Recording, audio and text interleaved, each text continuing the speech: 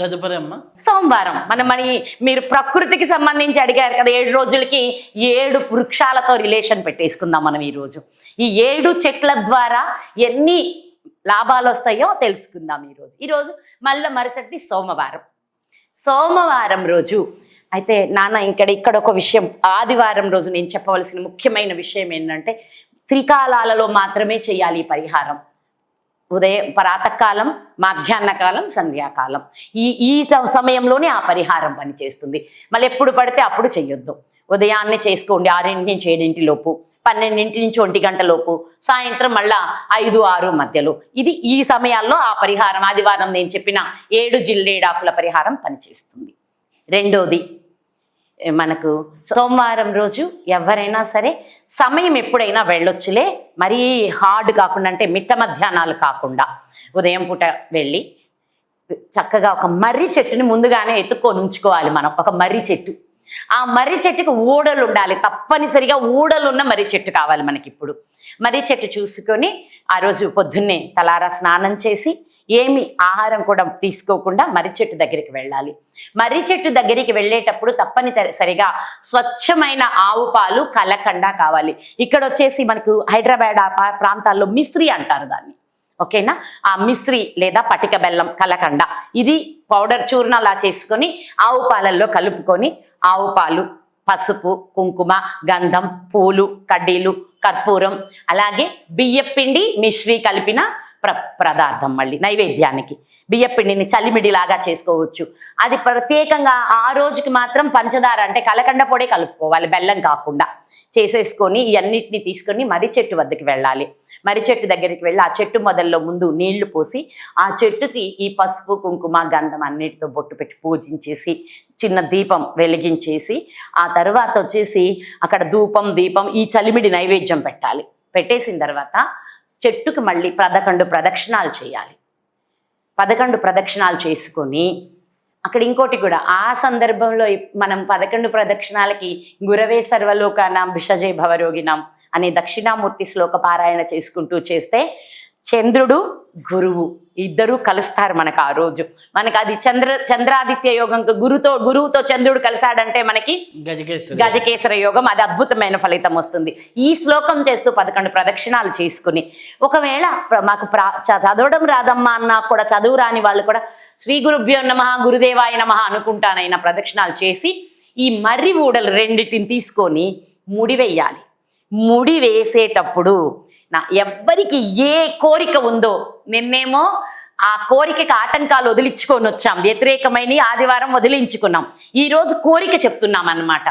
సంతానం కావాలా, వివాహం కావాలా, ఉద్యోగం కావాలా, సంపదలు కావాలా, ఆరోగ్యం కావాలా, లేకపోతే ఆధ్యాత్మిక ప్రగతి కావాలా, ఇలా ఏ కోరిక ఉంటే ఆ కోరిక చెప్పుకొని ఈ మర్రి ఊడల్ని ముడివేయాలన్నమాట. ముడి వేసేస్తూ ఆ కోరిక చెప్పుకొని, ఇంకోటి ఏంటంటే ఒక తెల్లగుడ్డ, ఈ కాటన్ ఉంటాయి కదా, గ్లాస్కో గుడ్డ అంటారు, ఆ తెల్ల గుడ్డ తీసి పసుపు పూసి ఆ గుడ్డకు, తడి పసుపు, ఆ గుడ్డలో గుప్పెడు బియ్యం, కొంచెం పసుపు వేసి మూట కట్టి, ఏ ఊడలకైతే మనం మూడేసామో ఆ ఊడలకి దీనిని మనం కట్టేయాలి, ఈ గుడ్డ ముక్కని కట్టేయాలి. మళ్ళీ కట్టేసుకున్నాక సుమారు మహా అయితే నిజం చెప్తున్నా 1 మండలం రోజుల్లో వాళ్ళ కోరిక తప్పకుండా నెరవేరుతుంది. అంతే, ఎంత శీఘ్రంగా. ఇది వటవృక్షంతో చేసే ఈ పరిహారం అతి శీఘ్రంగా ఫలితం ఇస్తుంది. ఈ ఫలితం వెంటనే లభిస్తుంది. మళ్ళీ తిరిగి ఫలితం రాగానే తిరిగి వెళ్ళి అక్కడ మళ్ళీ ఇదే విధంగా పూజ చేసి మళ్ళీ ప్రదక్షిణాలు చేసి ఆ ముడి విప్పేసి రావాలి. ఇప్పుడు ఈ వస్త్రంలో బియ్యం ఉన్నాయి కదా, బియ్యం ఆ మర్రి చెట్టు చుట్టూరు పోసేస్తే సరిపోతుంది. ఇంకా ఈ చీమలో, పక్షులో తింటాయి. వాళ్ళు అనుకున్న కోరిక తప్పనిసరిగా మండలంలోనే నెరవేరుతుంది. ఈ ముడుపు ఈ నెల రోజుల్లో ఏదో పక్షులో ఏదో తినేస్తే మంచిదే, పక్షులు తింటే మంచిదే. ఇంకెంతకంటే ఇంకో మాట అనకూడదు.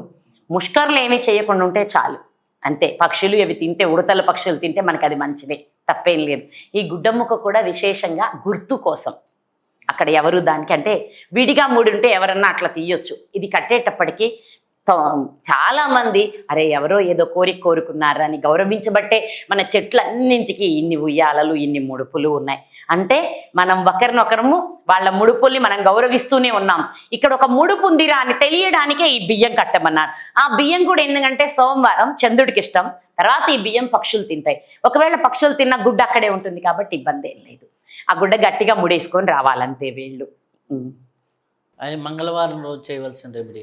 మంగళవారం చండ్ర చెట్టు అంటారు, మీరు ఎప్పుడైనా విన్నారా? చండ్ర సమిదలు అని కూడా మనం కుజుడికి హోమంలో చండ్ర సమిదలే వాడతాం. కానీ అన్ని చోట్ల అయితే చండ్ర చెట్లు దొరకడం లేదు. ఒకవేళ ఎవరైనా భాగ్యవంతులు వాళ్ళకి చండ్ర చెట్టు దొరికితే చండ్ర చెట్టు దగ్గరికి వెళ్ళాలి మంగళవారం రోజు. అమ్మ మాకు ఆ అవకాశం లేదమ్మా అంటే ఎర్ర పూల చెట్లు, ఎర్రగా పూసిన మందారం కానీ గన్నేరం కానీ ఎర్రగా పూలు పూస్తాయి కదా, ఎర్ర పూల 100 వరహాల చెట్లు కానీ ఏదో ఒక చెట్టు దగ్గరికి వెళ్ళి ఆయనకు చక్కగా రాగి చెంబుతో ఆ చెట్టుకు నీళ్లు పోయాలి. వెళ్తా తప్పకుండా కేజింబాతికి బెల్లం ఎత్తుకెళ్ళాలి. అది కూడా ఈ తెల్లగా ఉండకూడదు, బెల్లం కొంచెం ఎరడాలుగా ఉండాలి. అంటే ఆర్గానిక్ బెల్లం అని అమ్ముతుంటారు చూడండి, అలా కొంచెం ఎరుపు దగ్గరలో ఉండాలి ఆ బెల్లం. తీసుకొని వెళ్ళాలి. తీసుకొని వెళ్ళి అక్కడ కూడా ఈ చండ్ర చెట్టుని కానీ లేదా ఎర్ర పుష్పాల చెట్టుని కానీ ఈ ధూపదీప నైవేద్యాలతో పూజించి బెల్లం నైవేద్యం పెట్టి రుణహర గణపతి స్తోత్ర పారాయణ చేసుకోవాలి.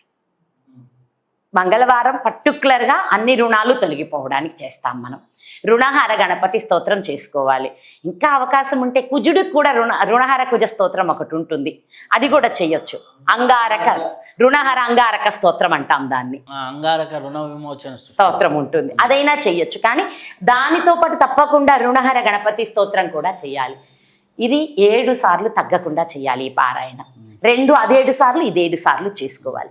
ఇప్పుడు ఆ చెట్టుకు 7 ప్రదక్షిణాలు చేసుకుని ఇప్పుడు మన తూర్పుకి తిరిగే చేస్తాం. ఏ పూజ చేసినా తూర్పుకి తిరిగే కూర్చొని చేస్తాం.